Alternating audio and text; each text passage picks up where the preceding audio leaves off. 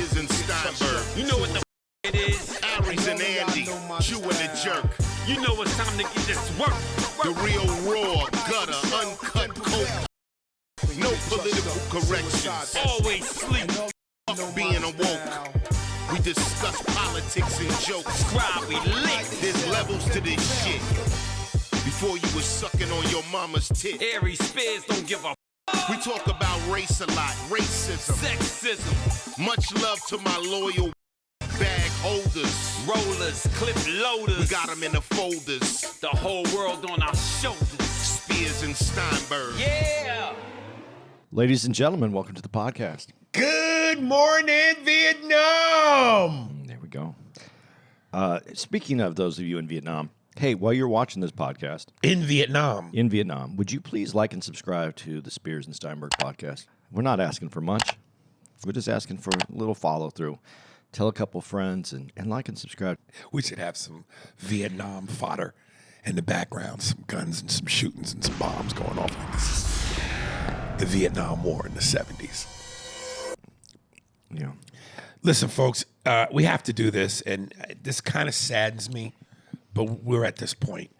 If you want to continue, and to the diehard Spears and Steinberg fans, if you want to continue to see this podcast and the way that you love it, the uncut, uncensored, all things raw, get nuts on the table, you got to go to our Patreon because we're not making as much money on this as we deserve to be. And at the end of the day, it's busy. So for those of you who will be watching this, starting now on YouTube, you're going to get the censored version. Because we're making pennies on the dollar. And it's not about punishment either. It's about the It's fact not. that it's not. We want to put the censor. We want to put the real one on our behind our paywall because we can put whatever we want on there. We keep getting problems from YouTube With we because of the cursing and the certain type of language, or even the topics. We're gonna get kicked off or shadow banned. So we can't be as free as we want without the possibility of without the possibility of consequences.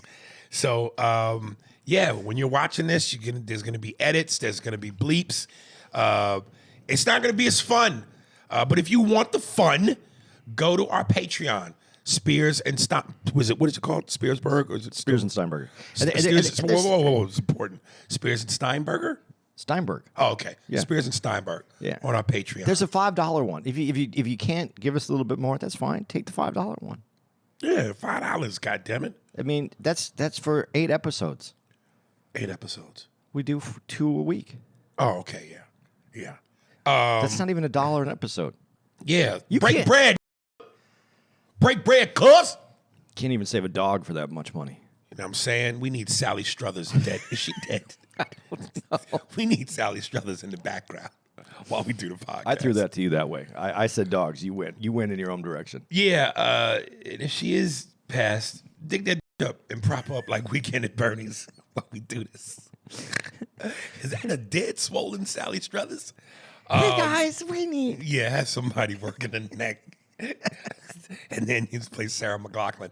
In the arms of the angel. But yeah, and again, it hurts my soul to do this because, I don't like not being able to not be who we and what we are. But we will be that on Patreon, Spears and Steinberg. But from here on out on YouTube, we got to do it, man. We got to do it. I don't care. Can we do this? Can we on our regular? If you don't pay and you're watching it on the regular YouTube, we just have we have CGI flies landing on us the whole time. And they go for $5 a month. Right.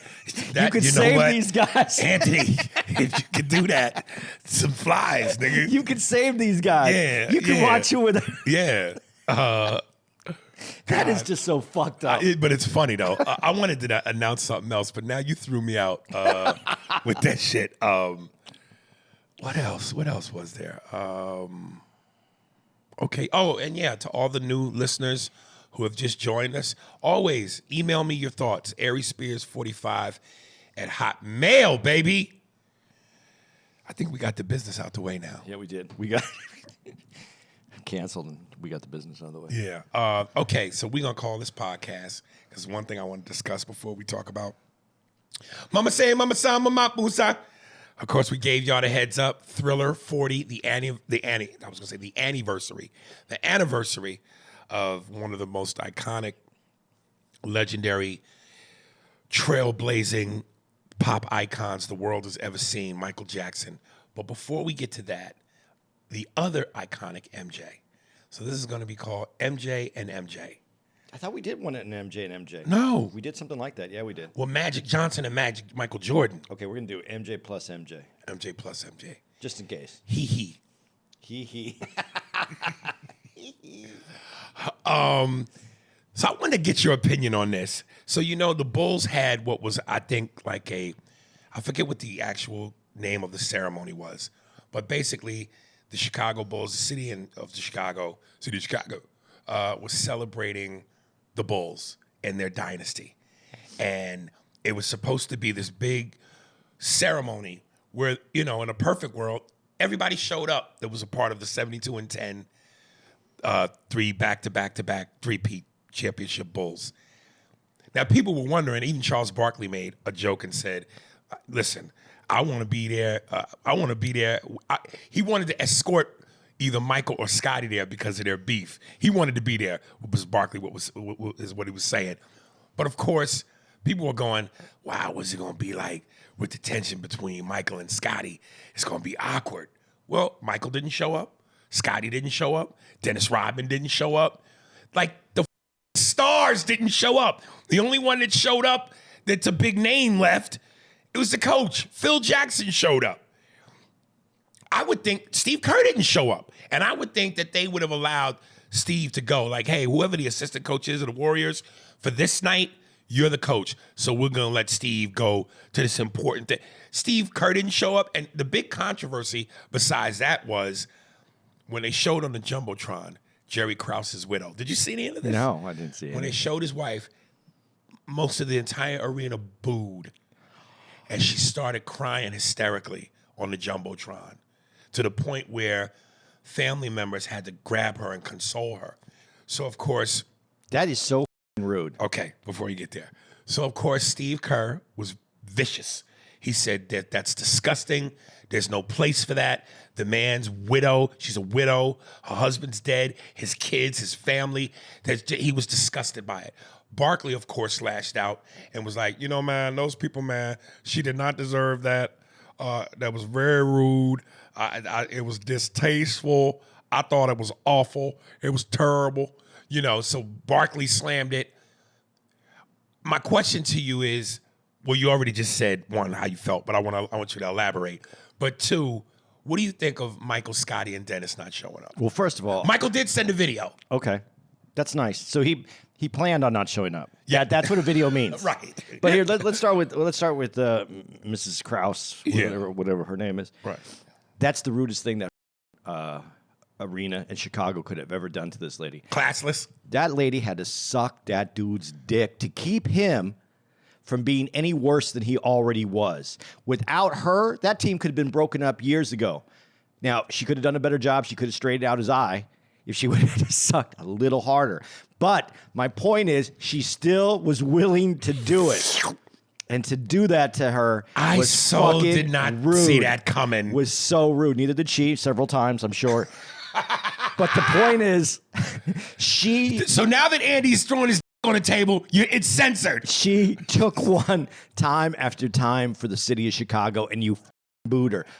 You, Chicago. That's rude. As far as, like I said, Michael planned on not showing up. He let his intentions out early. He sent a video. Right. That's like, that's basically his RSVP not attending. So that's that. Do you look at him sideways for that? Is he wrong for not showing up? Yeah, I think so. And the reason I'm really going to be honest, and I think so, I don't know what his, he's a businessman. Yeah. Okay. The city of Chicago. So he might, I can't say that he didn't have something that was a prior engagement that was more important that he had to get done. I mean, this is trimmings on the tree. I mean, the championships are won. Everything's hung up. Right. This is just the extra that they do just to remind Chicago that they didn't always have a losing basketball team. Yeah. So this is what this is. But he's the biggest star. He's the one that put all that together. He's the one that brings it together. So everyone else coming after him is secondary. Him not being there is the priority. Right. So that's why I think it would be that way. Now, if Scotty didn't show up, maybe he didn't want to show up because he didn't know if Michael was going to invite his son, who's going to bring his ex-wife, who's with his son. I mean, honestly, you have to think about that. Well, listen, you'd be crazy if you didn't think that awkwardness wouldn't play and bitterness on the part of Scotty with all of that wouldn't play a part in that. I think what might have played the bigger part is he hated the Bulls because of the treatment. And again, this is where it gets sketchy. Of course, he was underpaid. He felt underappreciated.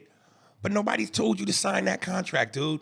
Nobody told you to sit out that game because Phil didn't want to draw up the last play for you. So while I can't say I understand Scotty's position because no one forced you to be in that position. But I know that for him, he's like a big you to the Bulls for those reasons. Yeah, those reasons are, I understand the contract thing. And maybe I'm looking at it from a different eyeball because we see that people will renegotiate contracts even though they're already into a contract, right? But tell me, technically, that's the point of a contract. Yeah. If you're locked in, you have to, And that's the way that Reinsdorf worked. He even said, when he's doing I told him I wouldn't sign this contract. But he's giving it to him. Right. He wouldn't sign it, but he's giving it to him.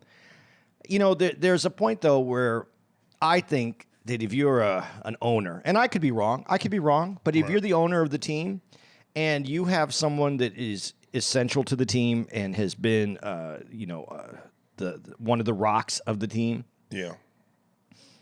you can go back and you can go, hey, I'm going to do this. But let's be real honest. He never did that for Michael Jordan either until the very last year of the contract. He didn't do it for the best player. And we can have the debate over who's the best player because I know some people are going to go do their best player thing.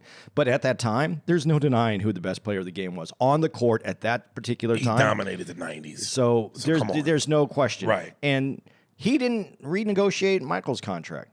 Now, if Scottie Pippen would have worked a little differently, he could have made some more money off the court as well. And I'm sure he did okay off the court, but he could have made more. But you got to go out and you got to play with the team, even if they don't call your number for the last shot. And the only reason that was going to work when they called the numbers because they were going to collapse on Scottie, and that left the open shot for Kukoc. Right. So actually, what Scottie did by not going in the game is it made Kukoc a bigger star because he had to do it without Scottie on the floor, and he had to take the shot with people in his face. Scottie could have been the what's that called? Not the distraction, the decoy. The decoy. That would have been a great moment for him because he would have set everybody there, and then you got another shooter on the floor. There's allowed to be another shooter on the floor. And to your point, and this is what when we go look, man. Yeah, you could try to argue who the best player at that time was, but you can't argue who the best player on that team was. And that's why even Michael psychologically knew that last championship, not the last championship, the fifth championship they won. Who took the last game-winning shot? Steve Kerr.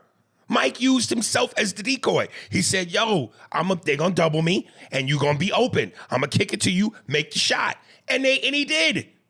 So, why Scottie wouldn't, from a basketball IQ standpoint, go, yeah, what you just said. They're going to collapse on me. You'll be open. That was an ego thing. He wanted to show people, yo, Mike ain't here no more. I'm the big dog now. Of course you want that, but this is like in business and like anything else, your ego always will take you down. That is the truth about it's generally a male thing, but our ego is what takes us down. Let me ask you this. Now, and we do know Krause was the reason the team broke up. He said to the great Phil Jackson, which the most winningest coach ever, I don't care if you went 82-0. You're not coming back. Krause is the reason the team was broken up, not that they broke up. So he ran the best coach in NBA history out of the league into retirement. Yeah. So did the fans have a little right to boo? Not her. But they weren't booing her. They were booing him. Yeah, but her face was the one up there. There's no reason to boo. Listen, as much as you hate him for running out the greatest coach, he did put the team together. Listen, Krause did put that team together. He went and got these people. It wasn't like wasn't like Krause play doing it with Flu. Yeah, well, it wasn't like how they do it today, where the players actually go and grab other players and bring them in. The Avengers, form the Avengers. It was the general managers back then, and Krause built the team. He built the team. He drafted Jordan. He drafted Scotty. He's the one who made he's the one who makes these decisions. So as much as you hate him, you got to give him credit. His problem was, and again, ego. He wanted people to go, oh, that Krause can really build a team. He needed to show that he could do it again. That was the problem with Krause. That was the problem. Yeah, when you run out the winningest coach of all time and the greatest player of all time, I hear you. You got to show some class, but damn, man. But dude, even what's funny too is none of this would have happened today because Reinsdorf, the owner, would have stepped in and went, "Hey, you can't do this shit." You know, the owners now step up and they're Right. involved in the day to day. Right. It was a completely different time back then, Yeah. and it's not that long ago, but it was different on how it Why operated. you don't think Dennis Rodman showed up? Oh, Dennis probably just forgot. I it feels afraid. I didn't forget, man. I was just eating out the back of a transgender's ass. I was at a party and I was eating out the back of a transgender's ass. It was really good, and I was just different, man. I was like, "What's up?" You blowing your nose? This Andy's blowing his nose. All right, let's jump to the other thing, dude. I had a clip. I was trying to find a link somebody sent me. Jadakiss is on, I forget, he's on some podcast, and he's telling a story about when you meet Mike, you have to be dressed right. Because when he goes, Mike will look you up and down, and if you got on the enemy shoes, he ain't fucking with you. Really? Yeah, he goes, first time I met Mike looked me up and down. He said, oh, he might give you an elbow, like, oh, boy. And he go, what you got on? He look you up and down, and if you head to toe with Jordan gear, you have a conversation with you. But if you don't have on Jordan gear, he might just give you a nod. Dude, I think that's fantastic, man. How cool are you that you could actually do that? And he said, when I met Jordan, I had the sneakers on, and Mike was like, man, your feet look good. What you need? And he said, I told him I need everything. So he sent me everything. I can't even imagine that, though. You walk up to him. Like, if I was wearing some Right. Air Force Ones, would he go, were you poor? He might. Or he might tell you take your shoes off and put them on. Are you poor? You can't He you is can't step up? He's a narcissist, right? Dude, he has to. How could you not be, though? Because he elevated him. Jordan is one of those dudes, and this is where I get upset and why I would defend him. He elevated himself past his physical ability. How do you do that? Godlike. How do you do that when you elevate past your Because you physical can fly. ability? I believe I can fly.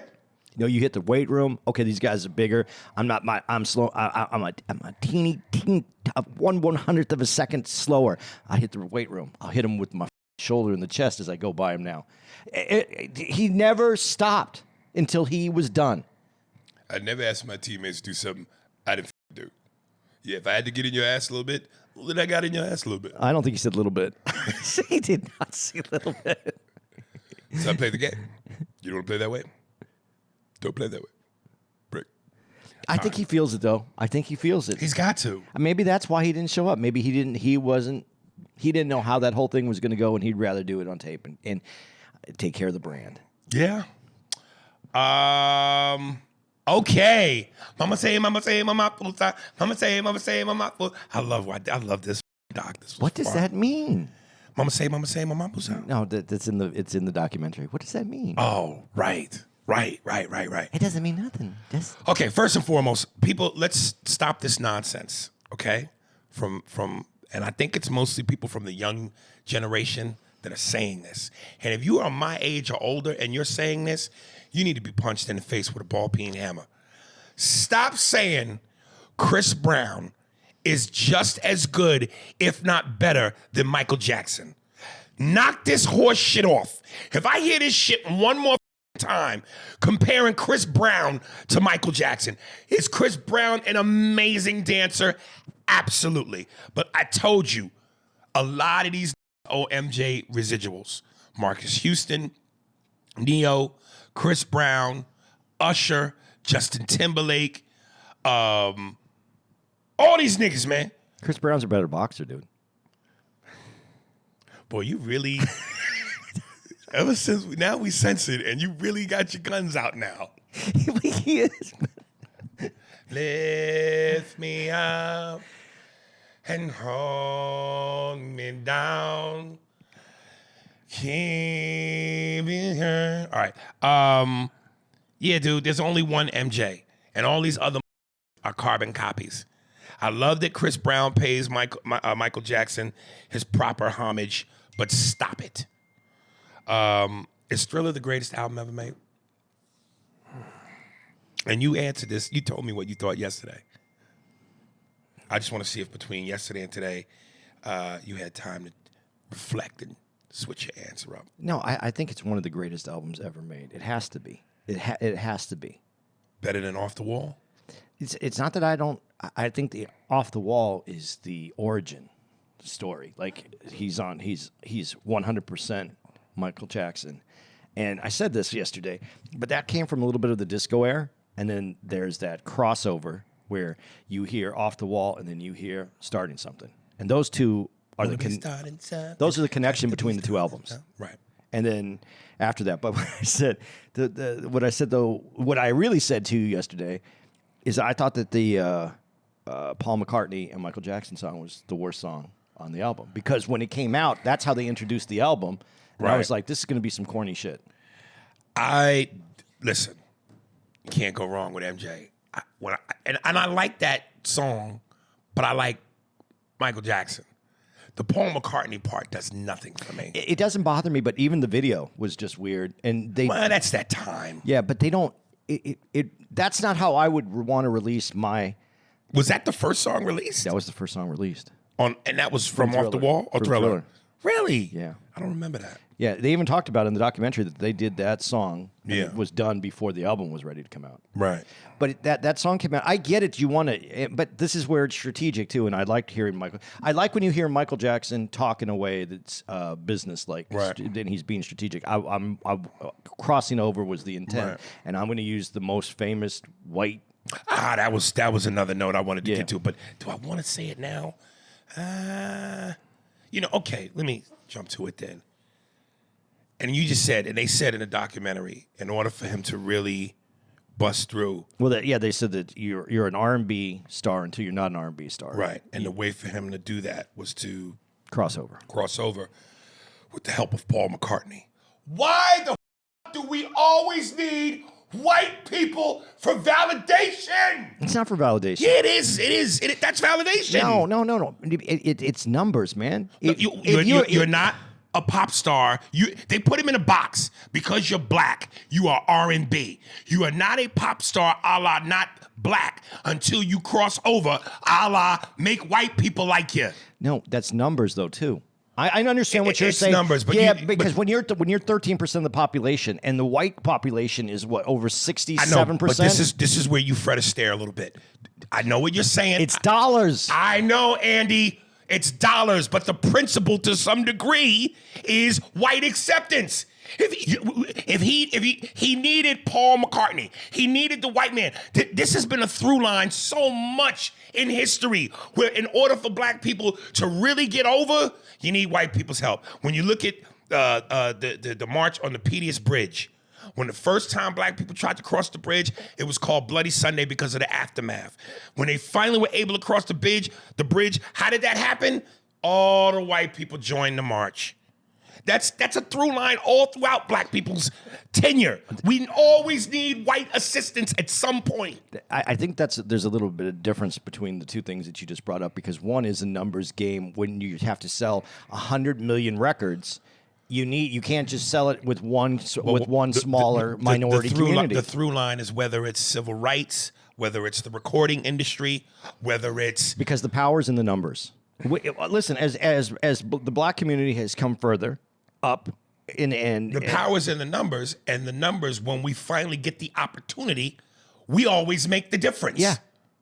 I'm talking about the first barrier. That first barrier is it's a racial barrier. I think, but no matter what it is, in basketball, you need black acceptance if you're a white athlete, don't you? God. I'm just saying, there's certain things that people have control over. I know you need it now. Yes, the tides have turned. Once upon a time ago, they wasn't letting on Right. MTV. Then MTV was nothing but. But see, now in basketball, there was segregation. Now basketball is nothing but. And that's the formula. That's what we do. No, but when you let us in, we take over. But that's the bigger story. How do you go from not from R&B to popular culture if the popular culture vehicles don't let you on it? And that's the question. And that's the part I'm for. Let's start with point A before we discuss point D. Point A is they ain't letting Mike. They putting Michael in a box, going, you're black, so you're an R&B guy, and you can't do this, you can't do that. To the point where he goes, I gotta get this white boy on my record to help me get through, to show them I'm not the box you're putting me in. Well, but see, that's why I'm saying, you said point A. Point A is get rid of the barrier on getting into the vehicle. You have to get into the vehicle. And unfortunately, I will agree with you that, like, until David Bowie called out MTV, that was a big deal. That white assistance. Yeah. But it wasn't. But do you think David Bowie did it? Because what I'm saying is, when David Bowie did that, do you think he said it as a white guy or as a musician who saw that a segment of the music? A musician. Yeah, a musician. Everybody should see it that way. And that's how it needs to. But be with seen. us, it ain't seen that way. We're the race first, and then we're the talent and what's supposed to be second. Yeah, I'm not disagreeing with you. I have not disagreed with you on the point. You don't disagree with me, but you do a little. You give me a couple of steps there, Spider. No. Because you give me steps. No, because there's numbers in this, and that the first part to me is how do you remove the barrier so that you can be heard in the first place? Not white assistants. I got to remove these barriers. If white dudes own it, it's not even white assistants. You got to break through the barrier. And I'm talking, and that's where my issue lies. The barrier shouldn't be there in the first place. It shouldn't. And we know why it's there, because it's a racist system. You disagree with that? Because it's a racist system? No, not at all. But it's not a system. It's not even a system that's created it. It's just ownership. And I think the system is in the brains. It's almost a sickness. I'd say it's a sickness over a system. That if you are owning MTV, if you're the owners, you're the white board at MTV, and you have people that are killing it, and you go, I just can't have this black dude on. Why? The sickness, is it the sickness? Because you can make money off of it. That's the goal of the company. Without any emotion, the goal of the company is to make money. Well, if the goal of the company is to make money, then it should just be about that and that's not what that other shit. Then that's what I'm saying. It's not, the system isn't preventing it from happening. It's the sickness. It's a sickness. It's a mental sickness in white power. You're saying all the right words. Mental sickness, white power, whether you want to say power or supremacy or whatever other word you want to throw in. The bottom line is we have to jump through hoops that we shouldn't have to jump through. Well, you had to. I don't know that those hoops musically have gone. I just, when you just diminish it by going, no, it's numbers. But it is numbers. Listen, I know it's business. It's numbers. But dollars and white dollars, that's where the problem is. It gets seen that way when it shouldn't. If it's about just bottom line green, well, then let's lose the color barrier thing. Let's lose putting people in a box based on color and say, oh, you're this. You can't be that. I'm not disagreeing with that. Okay. We're saying we're saying the same thing. We're in agreement because I'm agreeing with you too. I get what you're saying about dollars and cents. Why you need? Mine was why you needed the white people, because you have to cross over, because there's a lot of money on that side of the table. And that's how they do the numbers. My thing is, it's sickness that you don't want to make that money because you're afraid of black people, and that's what it basically. Only thing I can have it come down to. You should start out agreeing with me first. I like arguing, then with making you first. your argument. But they're two different things in the same in the same room. Right. What was your favorite song from Thriller? off that album? You know, it's too easy, but Billie Jean. Yeah, I have Billie Jean too. It's just the song is going to hold up forever. There's something about the story in there, the beats, the grittiness, but the smoothness. Yes. It has everything in there. And I like when they talk about it, how they mixed up everything that's in that song. And Right. that to me is like, that's musical genius when you do, you know, when we were on here and I was saying Prince played all these instruments and he did all this, and I stick by what I believe about Prince. But what was in Michael's head, that he's able to get onto that paper to make people understand, because no one was doing that. No one. That kind of those kind of beats from different places, different genres of music, and putting them together where it didn't even make sense, and then it comes together. And I know that there's assistance in that too. I know that there was a lot of it. I know Quincy Jones is in the room. I know a lot of other people. But this is in Michael's head, because I think that what's missing, and I don't know if I'm wrong when I say this, because I could be wrong, because I don't know if it would sell. Right. But I would love to hear all the a cappella versions of everything that was done to make Thriller, and then the songs without the Especially music. with Michael. Yeah, without the music, I want to hear that, because when you hear the first sets of the Thriller album, the first songs, before they're finished, when he's just still trying to, he doesn't even have all the words, and he's. Dude, it's not good. It's not great. It's not, because the greatness of Billie Jean is unbelievable. When you hear it, though, without the words, and you hear it, and then you kind of go... just the music. Yeah, and then him singing, but and then he's just kind of doing like a little kind of weird beatbox kind of thing to it, because he doesn't have all the words yet. And you can hear the wheels. You can hear the wheels turning in his head. You're experiencing this song before it was finished. And I think that if you're a music fan and you're a fan of Michael Jackson, you want to hear that, because you want to be part... We can still, because they have that recorded, you could still be part of the development and the birthing of that song, which is kind of amazing. I wonder what makes a guy like Quincy Jones retire. When you're the Phil Jackson of like production, where you can bring in all these sounds and specialists who play this instrument, that instrument, and blend all that shit harmoniously together for the perfect artist. That is like, and I hope I'm not off with the basketball analogy, but like, again, you look at the Bulls coaching team for that 72-10 run, or for those last 3 championships. It wasn't just Phil, Tex Winter, whoever else was a part of that staff. And it's like, if you got Quincy Jones orchestrating all of that, and then whoever those other guys, hey, this guy's gonna do this. I think on one of the songs, was it Beat It? They brought in Eddie Van Halen, to play the guitar for Beat It. So it's like you bring in an Eddie Van Halen, you bring in this guy for drums, you bring in this specialist for this, and then you got Michael, who's the Michael Jordan, the MJ of the album, and then with all of this tutelage and all of this coming together, it's what makes a guy like Quincy Jones just retire? Honestly, I'm going to ask you this question in a different way. Do you think that the technology and so much of it has it moved past him?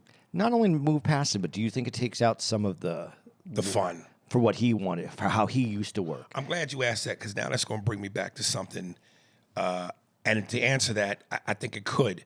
But maybe now you'll help answer your own question, because when we talked about it in the car on the way to the club, and you were telling me about, again, how if you were a DJ with some of these Michael Jackson albums, how your mix would be incredible. And I go, back when I was coming up and you were coming up, DJing was a guy with a crate, two turntables, and a crate full of records. And a mixer. And a mixer. And everything is computers now. Yeah. So is the art of DJing not... It's a different art. It's a different art. Is it for the better or worse? Of course, I'm going to lead towards the older style, but let me ask you this. No. Don't, but are you doing that for nostalgia purposes, or you really mean, that? The skill level was different. Okay. You had to have a different skill level. You had to be able to put the beats together, and you had to be able to do things in a different way without the computer doing it for you. You can put your beats together on a computer now. You don't have to, like certain songs, like they're talking about, and you hear it in there. I think they said that... I don't know if Billie Jean's at 116 or 118 beats per minute. And then you might have another song that's 96 beats a minute. But at that time, most things were in between 110 and 120. So you weren't too far off, but you still had to phase those in together. You had there's a controller on your Techniques 1200, if that's what you had, which you should have if you were if you were making money and as a DJ, and you'd get those and put those in phase or a little bit out of phase so you could hear the mix. But like when the dude was talking about it, and he said like on really saying something, he talks about how the say mama say that. And he said, that's the best part because then you can mix that to your next song. Nah, that wasn't for your next song, though. Right. That was because you had everybody on the dance floor and they were loving that song. So you would take in another copy of that song. You would put that in there and then you would mix those together using that. So that, and it's a trick because then your beats, you didn't have to have it exactly right on point. And you could do something even better. You can take them a little bit out of phase and then you can hear a little echo, a little delay on it. So it almost sounds bigger. And then you can do that. Or I used to love to take things that you would recognize right away, like Shaka Khan. Shaka Khan's that intro to Shaka Khan. Dude, sometimes you just slide that right into somebody else's song and people go, oh shit, Shaka Khan's, and then that would go away and then you go into it. Dude, that's what we did. That was fun. And GTA Andy. And Michael Jackson made that fun because doing some of the stuff that he did allowed you some of that grittier, dirtier beats to move that thing in. The hardest part is when you drop some rock and roll guitar in there. That's what can mess you up when you're trying to match songs. But if you do it just right, wouldn't it sound as good as like Walk This Way? Yeah, but see what you just did is that do. You have to bring something with the do, or you have to scratch. You have to scratch and bring it in that way. Yep. But to be honest, a lot of white dudes at that time, they didn't know anything about scratching. They didn't know anything about how to, first of all, on a really good mixer, and I didn't know this because I was working in a club and I was learning how to mix, and you had the mixer and it goes right, left. Right. And it pulls over and the mixer was fine. The pot was fine. That doesn't work for real mixing. You need one that's broken. So that it just, and you could either loosen it up, spray graphite into it, but you needed that thing to fly back and forth because you needed it to be able to do quick mixes. You needed to scratch. White dudes didn't know how to do it. I was very fortunate that someone took a liking to me. I must have been the weirdest white dude that he ever met. It was a black dude and took me to a few black clubs and showed me introduced me to some DJs, and they showed me how to work the mixer. And then that same dude took me to a gay club, and I know that everybody would know. No, DJs are DJs, and he took me to a gay club because gay clubs mix like the black clubs because they were dance clubs. But they just play all gay records. But they had a lot more electronic sounds and that old disco sound. So, I'm too sexy for my shirt. Too sexy for my shirt. But that's how I learned how to DJ. Yeah. But you let me ask you, and I know I don't want to get too off topic with Michael, but at a gay club. What is it? A lot of Madonna? A lot of Madonna. But at that time, disco songs were black music, and in the gay club was the music, man, because that was the freest music, had most expression in it, had the beats, had high energy. They were all over 120 beats a minute. Right. So that's the energy that they wanted to dance to. It's very the disco era, which was a black music, was the music that was in the gay clubs. So that's really where all this mixing came from, is from this. Black people take white folks under the wings, and then white folks clip those wings and fry them for chicken. Now, you know what? The biggest supporter of black music at that time, other than blacks, was the gay community. So, how you doing? Hand us the box of pizza real quick as we get ready to tear into this pizza. I'm going to ask you, where were you moment when it happened? Because it was one of those iconic moments in both pop history and television history. Where were you when the movie in the living room at my parents' house? So was I. And that shit came on. Man, it changed the game, didn't it? And when that old dude says, I had to look at it. I called to see if there was some kind of special floor that they built. That's no shit. I was looking for the special floor too. Right. And don't lie, they didn't talk about this in there. And it's on Bad. It's not on. I think it's on Bad. Right. Michael Jackson did use. There's what's the song where he kind of leans? Smooth Criminal. Yeah, there's a thing on the heel. Heel. And a nail in the stage. And so everybody else was falling over on their face trying to get this move. Right. And there were some people that got pretty close to that move. Right. But they couldn't get all the way around and keep the balance. Yeah. But that shit was that was that little nail on there. Yeah. But see, this is something that people don't understand about. He was such an entertainer that when he's talking about Fred Astaire, called him. Yeah. First of all, that means Fred Astaire and him probably had talked before because it's still entertainment, entertainment guys. And he studied the artistry of being an entertainer. Like these moves aren't all like he just originated every one of these moves. He took them. And I wish I knew the guy's name so I could give him his flowers. But Michael Jackson didn't invent the moonwalk. No, he didn't. There was a black dude. I've seen the black and white footage, old school, who did it. So, Mike gets the credit because, for what Mike did at that time with television, with cable. Was that 80s or 90s? It was 80s. Now, the moonwalk was 80s. Okay, but cable, was that considered cable television? It was on network TV. Yeah, but it came out in the okay, well, 80s. I'm just saying the explosion of what television was in terms of its technology, it provided a bigger, brighter stage. Whereas the guy that invented it, and plus, this is where the racism part comes in again. Back then, with the guy who did it, he was never going to get the shine or the opportunity that Michael Jackson could get because, blacks weren't in people's homes like that. Well, there wasn't the TV. Just remember, before cable. Feel free to get some if you. Yeah. This is actually Mark is here. Mark is is Aries. Let me rephrase that. Is Aries videographer for the Making of a Comedian movie that Aries is doing. It's for a lot of other reasons, but so that's the other voice you hear, just to let everybody know. No, but there was only 3 channels back in the day. Yeah. People didn't have the ability to record everything and then bring it into the home like you get now. So yeah, it is different. But okay, you didn't need a white man to make the moonwalk the most famous thing in the world. No, but as far as dance and entertainment, yeah, again, a lot of that came from us first. Yeah. And big shout out to 2 brothers who in history don't get enough shine. No, they don't. The Nicholas brothers. I don't know if you know who they are. And again, I learned a lot of this from watching my parents from the extensive VHS library they had in regards to black entertainers and like I said, from the era of Mantan Moreland, Steppin' Fetchit, Moms Mabley, to the Nicholas brothers, to a young Sammy Davis Jr. And all of these were people, not comedic, not the comedians I named, but whether it's the Nicholas brothers, Sammy Davis Jr., Michael studied all these guys.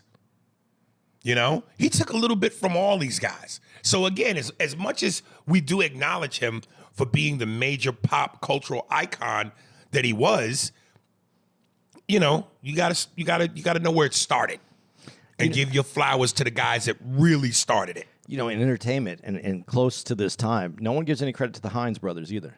Are they black? Yeah. I never heard of them. Yeah, you did. You know who they are.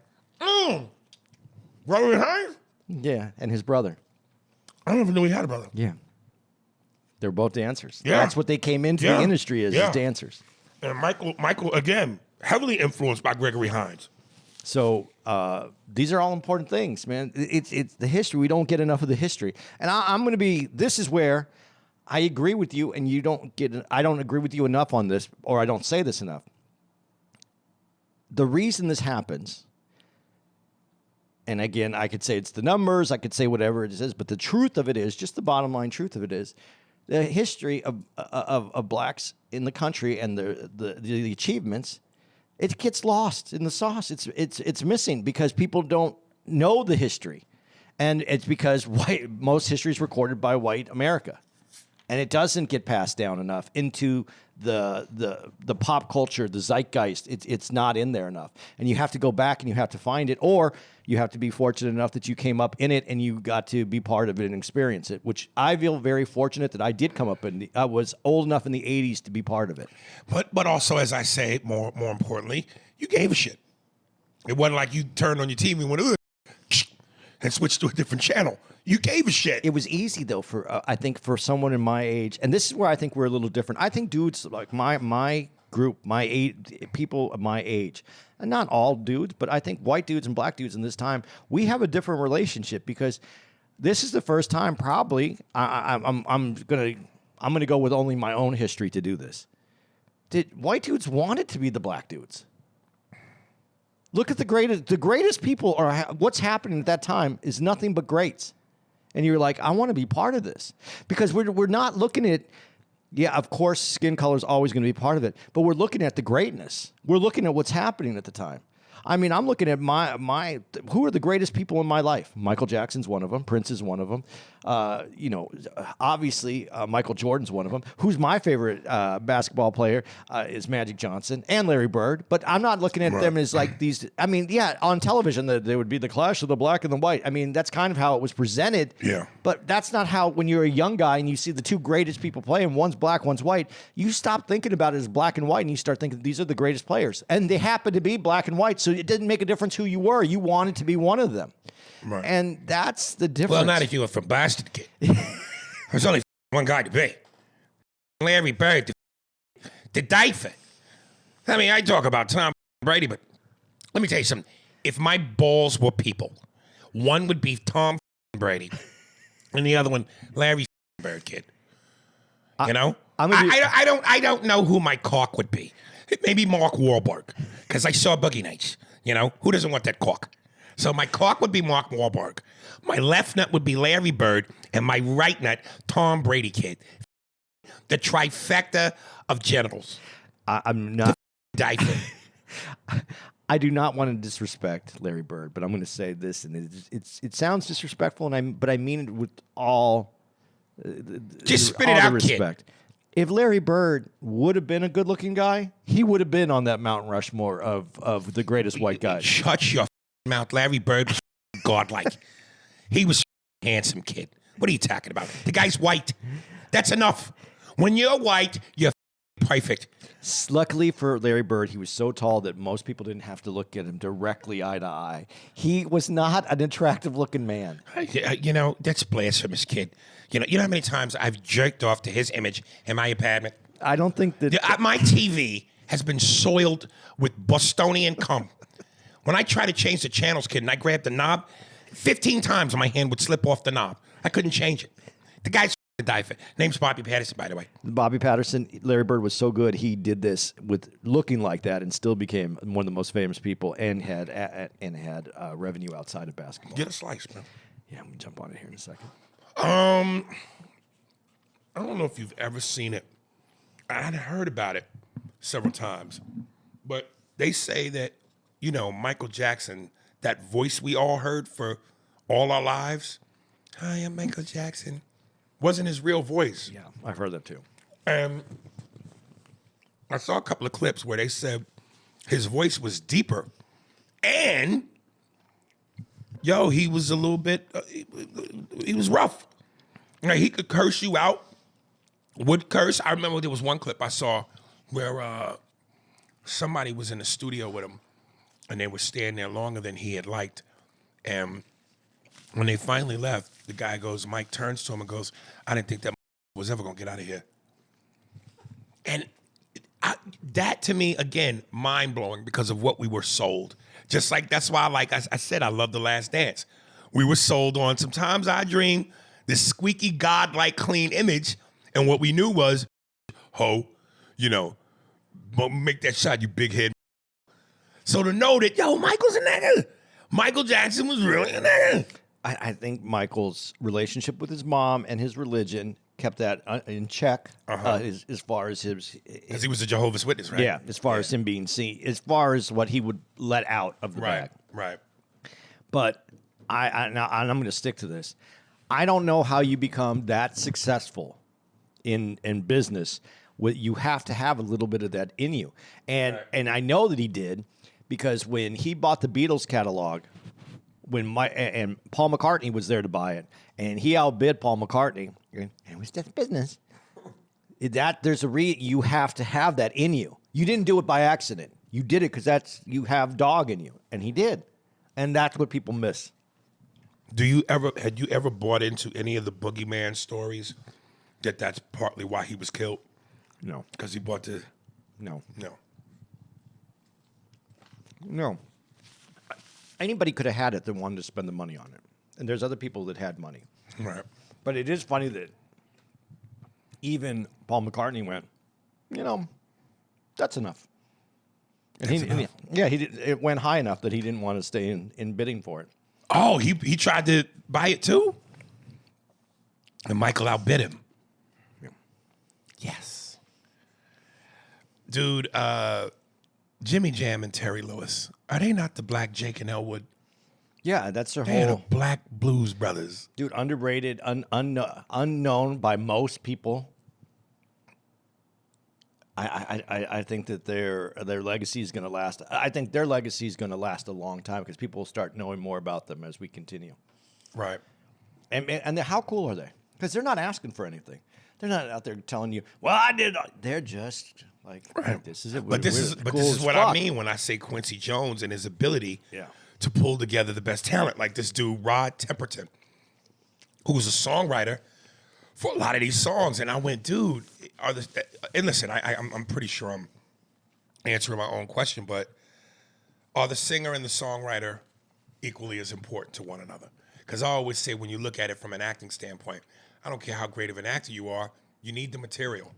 And I don't care how good the material is, you need the actor. If Denzel Washington, any of the icons, Nicholson, De Niro, Pacino, if you took any of them and gave them a shit script, I don't care how good they are. It's not gonna be a good movie. And if the writing is top notch, but you have horrible actors, it's not gonna be a good movie. So do you give one more credit than the other, or are they equal to you? I think that a great singer, great actor can take good written word and make it extraordinary.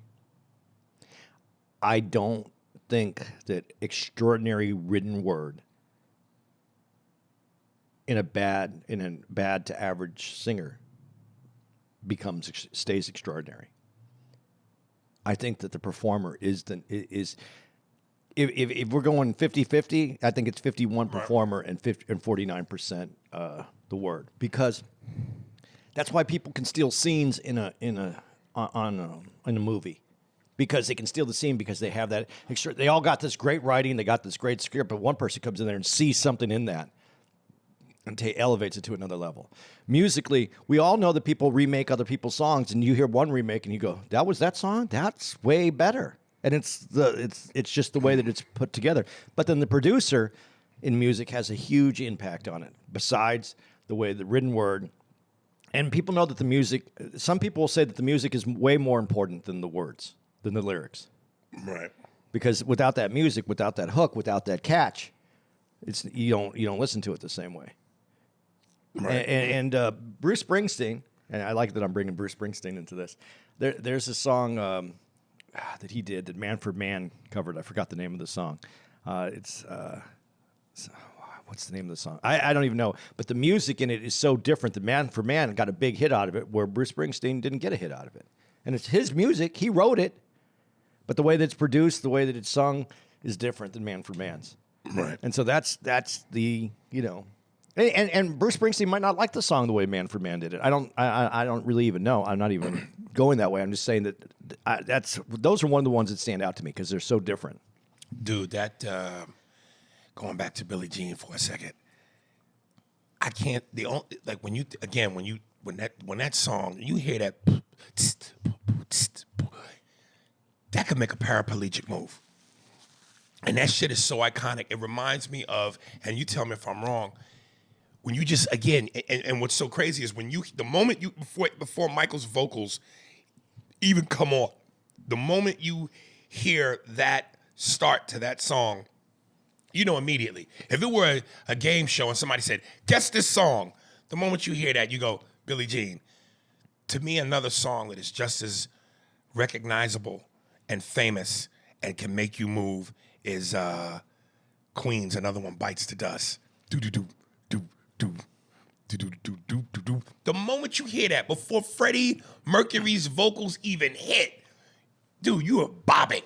If you watch the documentary, it's not the movie, the Queen movie, That was made specifically, and that's what's interesting about it. That's made for the audience, so you should be able to recognize that one right away because that's made for the audience to be part of the song. That's beyond Freddie. That's to be in the moment for everybody that's listening to it.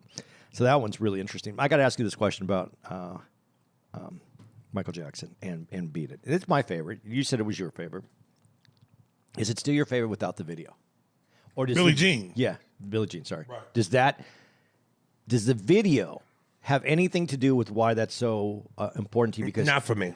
okay, Because when you look back on all those 80s videos, yeah, but that's completely his video is different than the '80s videos of that but time. here's why I'll disagree with that. That one to me isn't. Thriller, that's a game changer. Because that was like a movie.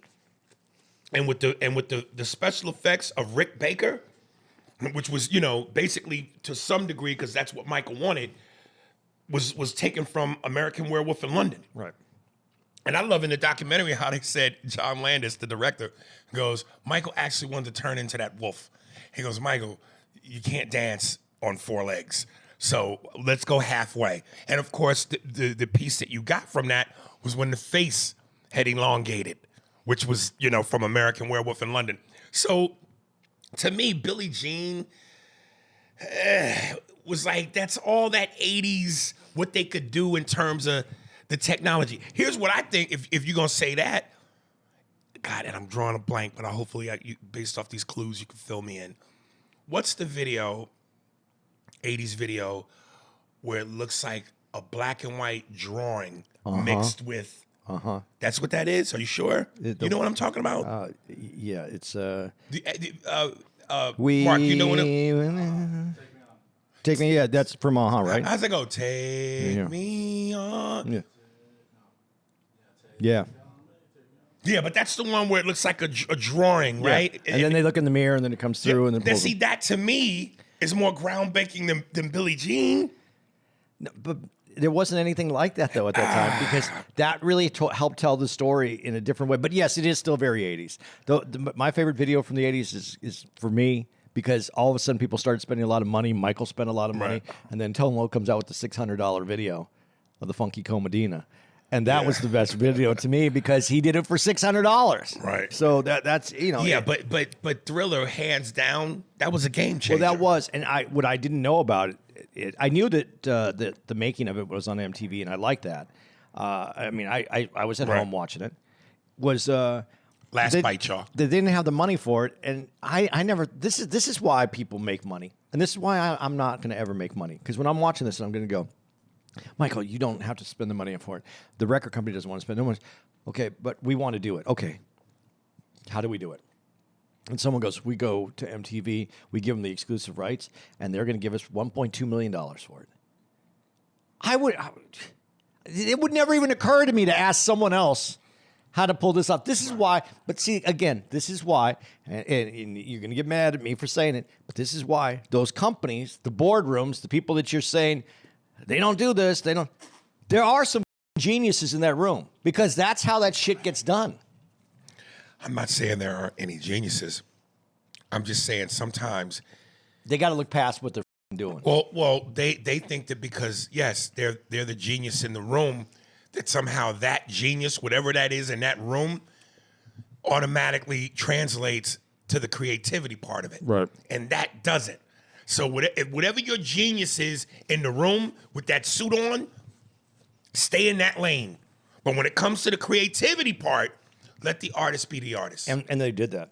But here's also something that I thought was funny, and I don't know if you noticed this.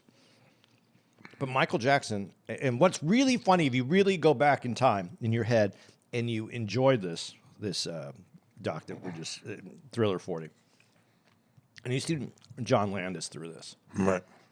That's when I realized Michael Jackson wasn't Michael Jackson yet. He was big. He was a star, but he wasn't Michael Jackson. You know how you know? Wow. John Landis is just walking around like he's the coolest guy on the set. But John Landis has always been egotistical like that. But he doesn't have any regard. Like Michael, and I told him, and I do. Right. Do you think he would say that? Like if it was in the Michael Jackson. The boom of Michael Jackson? He wouldn't walk around like that. I don't know. John Landis has always been a little bit of a prick. Really? It was his ego that got them kids killed. Okay. So, Yeah, but I just thought that was so weird watching him walk around. And listen, I'm going to give John, again, something that's a head scratcher to me is I would think that if you are great at what you do and you're a genius and for your time, at that time, you're the genius. At what point does that stop working for you? Because John Landis was one of the top comedy directors of the 80s. Along with before he passed to Howard Hughes. Am I saying it right? Howard Hughes? Not Howard Hughes. What was the dude? Oh, I know who you're talking about. Did all those the Breakfast Club movies and the teen movies. John Hughes. John Hughes. And he died, of course. But I would imagine, like so many people of that time, once you get to a certain period in the future, it seems like your magic is gone. And I remember we talked about this, and I asked you about this. I even asked my mother this. Like, Stevie Wonder is one of the most iconic, legendary singers of all time, as was Michael Jackson before he passed. And even when you look at Michael wasn't belting out the hits the way he did once upon a time ago. Could he still tour the world and sell out? Yes, he's Michael Jackson. But as far as his American, Michael Jackson-ness, that started to fade. Stevie Wonder ain't. Aretha Franklin, even when she was alive but older, she ain't putting out hit albums no more. Our music, I think our musical connection to people outside of our bodies, to the people, it's a younger person that's connecting in musically. Their soul is opened up different. Their heart's different. As we get older and we have responsibilities and we like songs. We'll hear a hit song and we'll be a part of it. We'll like it. But I think our connection, the raw emotional connection to music, and our connection to our past, like our history, the things we remember, where we were at certain important times in our life, we're connected to that time period. And I don't think that we either produce or we at that age group are able to receive it. And the youth isn't receiving it that same way. Right. So, because that's why music is a young dude's game. Right. Not a lot of people are making it at 70 as musicians. Yeah. It's a different thing. I'm just wondering how great of a comic I would have been if this is how good I am now at this age. If I would have been... Right. No, would I have been a better comic had I started? Obviously, you have more time in, but would I have been a better comic if I related to a younger audience? I don't know. I think comedy's different in that way. Maybe. But the other thing that you said, because we talked about age, the part to me that's the saddest part of this whole documentary is Michael when he was no longer little Michael. Yeah. And they talked about him being sad. And, he was, no one recognized him anymore. He was an adult, right, a young man. And so they wanted young Michael. They wanted the Jackson 5 Michael and him dealing with that. Is that where you think that he gets stuck in his age thing? Maybe. Whatever his insecurities were to lead him to carve up his face the way he did. And I remember I saw a couple of times on Instagram where people had pictures of him, when he was still Chocolate Michael and he had the like Jerry curl. Off the wall Michael. But I mean, a little past that, where people looked and went, this dude was a good looking dude. What is going on in his head that he can't see what we all saw? Like, dude, you're a good looking guy. Well, look at the family, though. The family did it. The family carved up their faces. Not all the guys. Michael went to a whole nother... LaToya Jackson doesn't look like she carved up her face. Yeah, she does. But she does. But Michael just got so far removed from who he originally was. Did it have a little bit to do with the burning of his hair and changing how he felt comfortable about himself? I never, I knew, not because of this doc, but not for years after it happened. I didn't know that the explosion from the Pepsi commercial was that severe, that it really... He never grew his hair back there.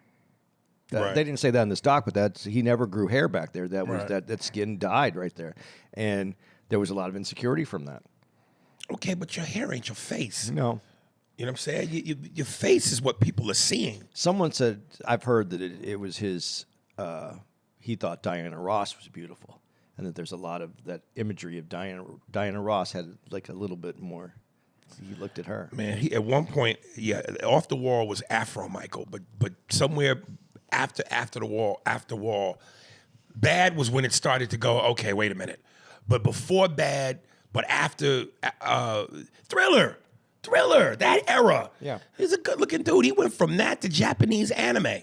I used to do that joke where I said my hair was, I had a big Jufro, like not Off the Wall, but just before Thriller. That's how I used to say that in the joke. Right. I got to ask you, man, as a guy who doesn't mind chocolate pigmentation, what'd you think of Ola Ray? Man, I rubbed one out to Ola Ray, dude, on many occasions. She, if she would have been around in the 50s with that poodle skirt on that she was wearing in that thing, I think it would have changed a lot of race relationships that we had in the country. That little poodle skirt, well, I remember the first time I saw that. You want any more? Yeah, I'm going to have one more piece. I'll just throw it over. The first time I saw that, that was a good moment. But I already was in love, so. Dude, when I first saw the Thriller video and he's and she's doing that little shimmy walk with him and that outfit and them heels. And the smile and the little Man, laugh. and that curl that was shiny. That was a bad there, boy. Listen, there was a part in the 80s, in that era, where there was a go-to amount of black women that you rub one out to. Ola Ray, Vanity, Ray Don Chong, what's my girl from Fame? You know what I'm talking about? Irene Cara. And then that fifth spot we could give to someone of Spanish descent. No. Who? No? Get to the Cosby Show, son. Yeah, Lisa Bonet. Again, she never really... I would have to replace her with either Sheila E. or Lisa from Cult Jam. Yeah, you could do either one of those. I'm not gonna lie, Lisa had them titties, dude. but I'm not giving up. Well, I know Lisa Bonet has a special place in your heart. She does. Damn, that fifth spot, though. That could be Vanity. That could be Lisa. That could be Lisa Bonet. Sheila E. Damn. I'm trying to think of who else I could put in there at that time. Ola Ray, though, dude. I wonder how she looks now. We should look her up. No, I'm sure it does. It's not. It's not good? I don't think it's bad, but it's like, come on. You know what I'm saying? Dude, I didn't know that MTV refused to play, was it Billie Jean or Beat It? Billie Jean. Billie Jean, yeah. And then it was their biggest hit that they had on. How could you refuse it? And not that Beat It had Eddie Van Halen on it. Yeah, if you ever want to see something really interesting, if you haven't seen it, I'm sure most people have seen it. Right. But look up the that conversation between David Bowie and Mark Goodman, and look at Goodman's face as he tries to explain it on national television. Well, David Bowie, the VJ, was it Mark Goodman? Yeah. When Bowie asked why don't you have black artists, he said, well, we're a rock and roll station. And I thought to myself, well, the irony is we invented that. So you're going to use that as the reason why you don't have brothers on, but yet we invented what you call is your demographic that you won't allow brothers to be on that we created. Dude, it's always the mix-up. Even let's go even to rap music. When did rap music explode into the mainstream? Right. That's with Aerosmith and Run DMC. White assistants. It's to pull it over to the side of the table that there's a lot of money on. There's a lot of people there, so there's a lot of money. Just saying, this is the way it is. But isn't this the way? If everybody is cooperating and it's working together, does it make a difference if we're all on the same? If we're all doing the same thing? If it's being done in a way that's equitable and it's meaningful, not just taking advantage of or pushing aside because it's not mainstream.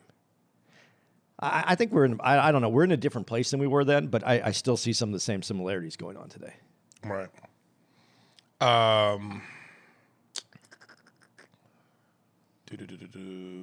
Dude, I didn't know this, and you know, here's some stats for y'all that they said on the doc, and this is why again I go miss me with the whole Chris Brown, Michael Jackson thing, because this is the power and the legacy of Michael Jackson.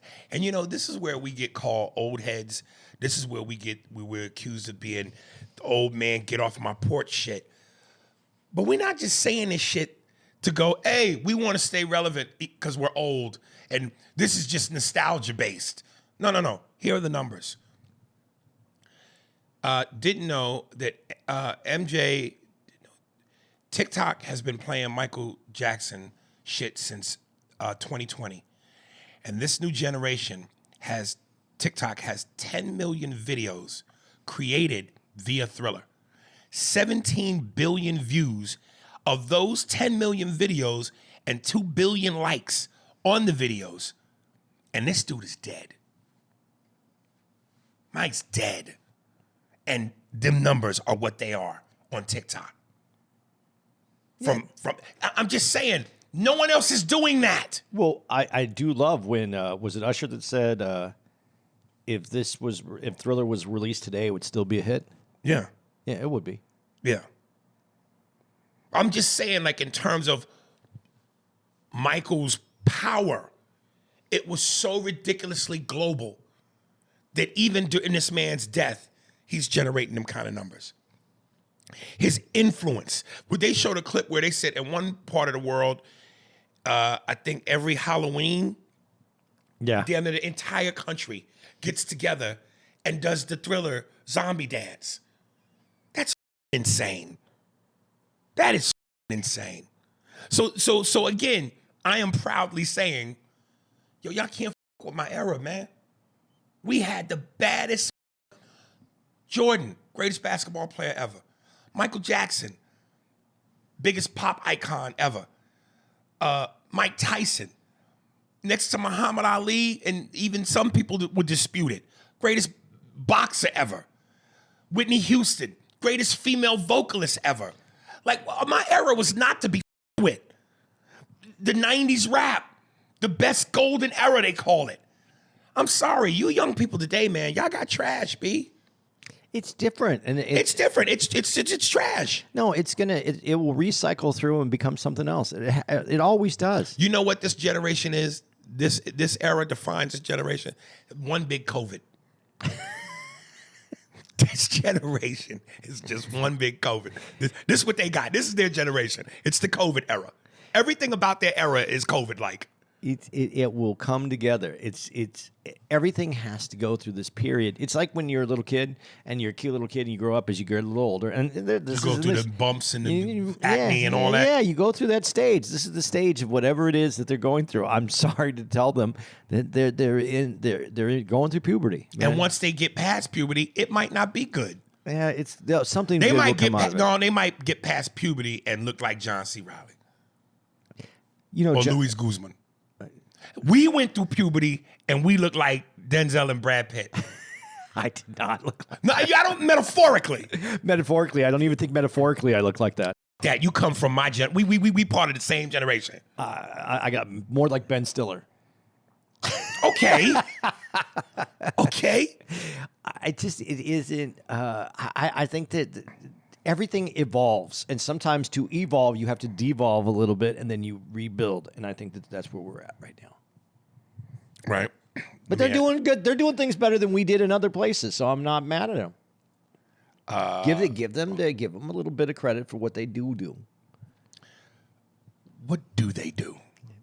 They're trying to connect emotionally and spiritually and mentally to make better decisions than we did. And that is associated with cancel culture and wokeness, Yeah. which is the game up. They went a little too far on certain things, and they didn't realize that they would be canceling themselves out on some of these things that they're doing. And I want to go back to something, see if you change your stance.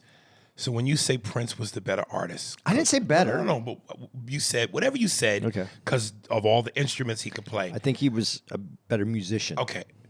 Did you use the word musician? Well, if I didn't, I should be slapped. That's what well, then what it let should me be. turn your face because Okay. you damn sure said artist. Okay. But you said, and the reason why you said that. Maybe artist, maybe. Okay. Okay, because he could play all the instruments. And I just thought it was interesting that some of the guys in this documentary pointed out how MJ could sing and get his voice and style to match different instruments. So when guys came in and they played, whether they played A, B, whatever instrument they played, Michael could make his style and his voice adapt to that. Yeah, so he's like singing the drums. and Right. things. So do you still feel like Prince is ahead of him? I think instrumentally, I think Prince is ahead of most people. I think he's an amazing guitar player, one of the best guitar players. I think that he could play every instrument. As far as I understand, he could play every instrument. I think his genius is in a different kind of realm. I mean, what they did at Paisley Park and how he kept everything. He was just smaller. He wasn't in California. I mean, he's in Minnesota. It's Minnesota, isn't it, or something? Yeah. And he's doing everything out of there, and he has a different kind of way that he's working. There is something that is on another level with Prince. Do I not think that Michael Jackson's on another level? Yeah, without a doubt. And then responsible for what we look at a lot today and from artists today? Yeah. No, but here's something else I want to say, though. And this is where it's complicated, where I can't put them in the same, I can't speak of them in the same way. We just named all the people that Michael Jackson. Oh, Michael Jackson, this. And maybe to some extent, even Prince owes Michael Jackson a little bit because of the barriers that he broke and what he did and, whatever. Who's like Prince today? Another reason why my case stands strong. No one. Part of our generation. You know what? And listen, I wasn't a fan like that. But if we talking about trailblazers, hit makers, impact players, Madonna. Yeah. Our era. Yeah. Every chick now in the pop world is ripping a page from Madonna's book or trying to. Now, Madonna's chapter should be closed now. Because I don't know if you've seen the video with her with the BBL and she's got the pink outfit on and she's on stage and she's doing a little dance. It's time for grandmama to hang it up. She just has to do it a little differently if she's going to. She is 65, dog. I know. That's retirement age. It's over. It's retirement age. It's over. That version is whored out. Yeah, but it happens. People get stuck in in what made them and don't. And Madonna always evolved, but she didn't evolve past this. She needed Evolution to evolve. eventually dies. Well, she needed to keep evolving. I think she is. She was a trailblazer. She was ahead of her time. She did a lot of different things. She made some really cool things happen. Right. Lucky Star is still one of my favorite songs when I was DJing to throw on. Nothing. I don't have any problems with that. But yeah, you gotta evolve. You gotta sometimes you just need to wear a pantsuit, man. And you just Motherfuckers was online talking about look like she wearing a diaper. Yeah, I heard that too. My last thing, man, is when you say, especially when you brought up just being able to hear Michael sing without any of the instruments. Is Human Nature not one of the most beautiful songs you ever heard? It's unbelievable. Dude, oh my God. What's the bad song on the album? Exactly. Nothing. And I didn't know about the other song, Carousel or whatever that they. Reaching out across the night time, electric of in a way, showing feet. Could take a bite. Oh my God. Oh, and to go back to before we get all the way out of this, I just want to say when we're talking about, Michael Jackson being that dude, when they talk about him coming back mad after Off the Wall, I love when he said, I was mad. I wanted, I was very angry. Yeah. I was very mad. I was pissed. I mean, but did he? You say it, and you see him saying, and people talking about him being upset. There's one thing about being upset, and there's another thing to putting the work into showing how upset you were. I put everything I had into that album because I was in a rage. Dude, he could have dropped the mic, walked off, and never, ever did anything again, and he'd still be that dude. It was a beast, man. We would have been talking about him the same way we talk about Eddie Murphy. We would have been going, well, he only had 2 albums, though. Right. But they were, like, great albums. And it wasn't like he put out shit after that. No. Was Bad as good as Off the Wall or Thriller? No. But that's another problem. You can't put out Thriller and then expect to do. You can't. How you do up Thriller? How do you up? How do you up that? You can't. But see, people wanted him to up that. You can't do that. But you can't do that. That is a once in a. Well, you listen. Before Thriller, Off the Wall was a phenomenal album. Most would have probably went, how's he going to top that? Well, and he did it. Yeah, but there's a huge difference between those 2 albums. One is the all-time best album, but maybe a little bit my favorite.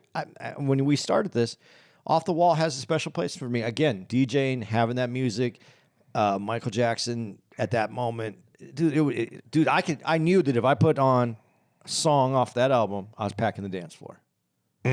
So yeah, Thriller was great, and I could get people on Thriller. There's a Halloween album that Richie Cunningham, what's his name? Ron Howard. Ron Howard. He did this thing with Disney where there's this where he's going into this spooky haunted house and there's a girl with him. And I used to cut that. It's a Disney album for like what you would play for at your house for when kids are coming over trick or treating. Right. And I found that and I put that on the front of Thriller.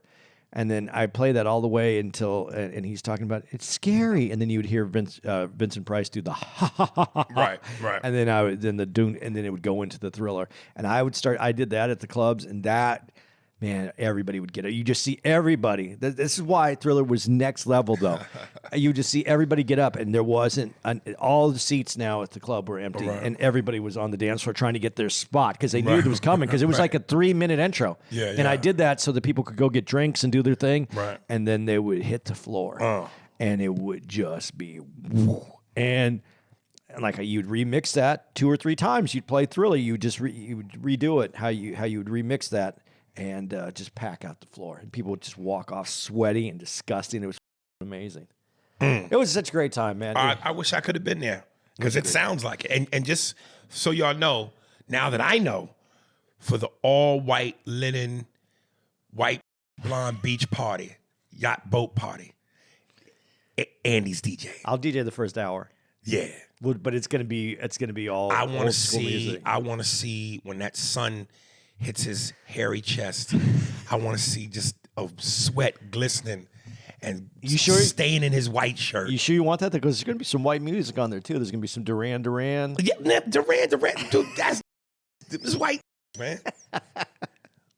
Hall & Oates, Duran. Dude, I bought a Hall & Oates album this last week, and it was one of the ones that I never bought because I was like, that was like their radio time when they were like on the radio. Right. It's the one with Private Eyes on. I think it's called Private Eyes. Watching you, private. I know I'm f***ing that up. Yeah, but it was for $5. It was in the bin. It was $5. I was like, $5. I'm gonna make like once. I took it back and I was like, these guys, man. I was just so like I was in my DJ head and I was like, this is commercial music, and I listened to it and I was like, man, Private Eyes, watching you. Oh, dude, I'm telling you, man, it's one of my fantasies that I have to have come true. Vodka, you, Star of David diamond pendant, butterfly collar shirt, see-through, all white. Oh man, crab and lobster on the boat, playing hits from the 70s and 80s. What? And 90s hip hop? Oh, son. It'd be ridiculous. It would be ridiculous. Oh, son. Goodness. It sounds like a fun time, but I'll be probably another 10 years older, so you guys may have to wheel me. Shit. You guys man, will I'm have trying to get this popping in a year and a half. You may have to wheel me out there. Yeah. Well, I think that's Is that a show? Yeah, that's Mama a long one. Mama say, mama say, mama say, mama say. What does that mean? What does that mean? It doesn't mean anything. All the Just sing Africans it. know what that means. Mamose, mamaposa. We know what that means. Oh, shit. I got to give out dates. Oh, shit. Fuck. Let me see. Guys, you may have to cut this down just a little bit here as I find our dates. Across the nighttime, electric eyes are everywhere, showing feet. That's not the one I want. Damn it. And I just take a bite, and they say, why? Tell them that it's human nature. Why? Not be that way. All right, guys, here we go. Guys, February 8th to the 10th, we were supposed to be at Mesquite Comedy Club. That got canceled. Yeah, it says Mesquite Comedy Club now, but it said Mesquite Pizza before, which is the comedy club. Yeah, And they was going to pay us in slices, but they ran out of pizza. So we're not going to be there. So if you did get tickets, we apologize. Not on us, but if you want to go get your money back, I would suggest that you do that. February 15th through the 18th, we're going to be at the Helium in Buffalo, New York. Very excited to get back out there. It's going to be cold, but excited to be back out there. February 23rd to the 24th, we're going to be at the Funny Bone in Albany. March 9th, we're going to be at the Holland Civic Center in Holland, Michigan. Is it Holland? I think so. Yeah, Holland, Michigan. And we haven't been promoting that one because it wasn't on this list, so I apologize. But guys, in Michigan, we haven't been out to Michigan in quite a while, probably like 3 or 4 years. Yeah, when was the last time we were there? The Punchline? Yeah. So, guys, get your tickets. It's Holland Civic Center. It's one night only, so get them tickets. We'll see you. March 15th through the 16th, Cincinnati Funny Bone in Liberty Township. March 20th. Liberty. Beboo. March 22nd through 23rd, Funny Bone in Virginia Beach, Virginia. March 29th through the 31st, we'll be at the Funny Bone in Columbus, Ohio. April 5th, we're going to be at the Parker in Fort Lauderdale, Florida. One night only. April 11th starts our Canadian run. We're going to be at the River Cree in Enoch, Alberta, Canada. April 12th to the 24th, we're going to be at Grey Eagle in Calgary, Alberta, Canada.